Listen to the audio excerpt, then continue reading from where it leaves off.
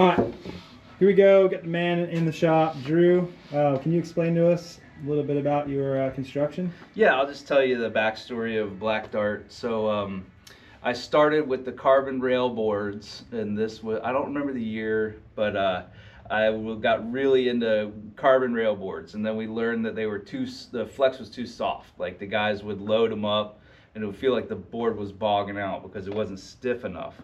So I got into this weird nerdy thing where I would stay up real late at night, almost all night, and you used to be able to read on NASA.com. You could read material reports for every material they've used, for all of their everything they've done, and they had everything. So I finally got to this part where they needed material for a nose cone that would twist in one way but still stay stiff, and it sounded perfect. So it was a hybrid, fiberglass carbon hybrid. So I started searching for that, and I found a guy. Well, actually, I knew this guy that was giving me weird materials already, and I said, "Can you make me something like this?" And he actually had some. So we started there. It took 3 tries to get what I wanted, but so all that to tell you, the carbon goes nose to tail, and then the fiberglass goes across in the fill.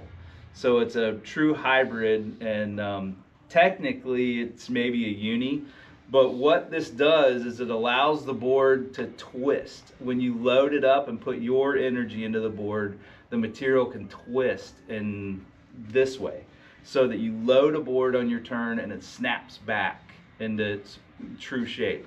The carbon stays stiff in that direction, nose to tail. And the secret is this is really good for waves that don't provide the power.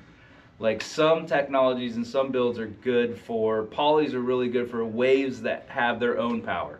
And what we're surfing is waves where we need the board to create the speed and create the power. So everything I do is kind of geared towards maximizing, letting the board do more work than the wave does.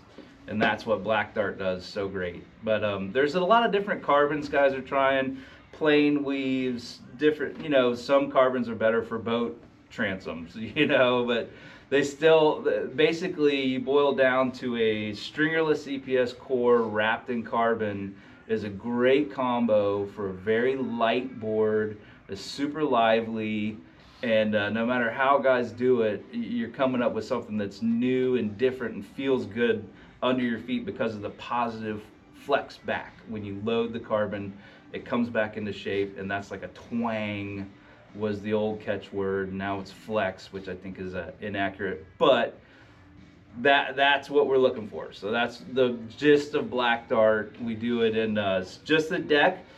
The cool thing about my material is that the fiberglass can pick up color. So we usually pigment the resin white, and then we can do all sorts of cool colors on top of that. And that's where you see the swirls and the different colors. We've even done acrylic paint on top of the carbon and then capped with 4-ounce cloth on top of that. Right now, we're doing more of the double dart, which has the Black Dart on the top and the bottom. And available from Lost in any of their designs, any of their shapes, any file. You can order custom through any of their dealers, especially Catalyst.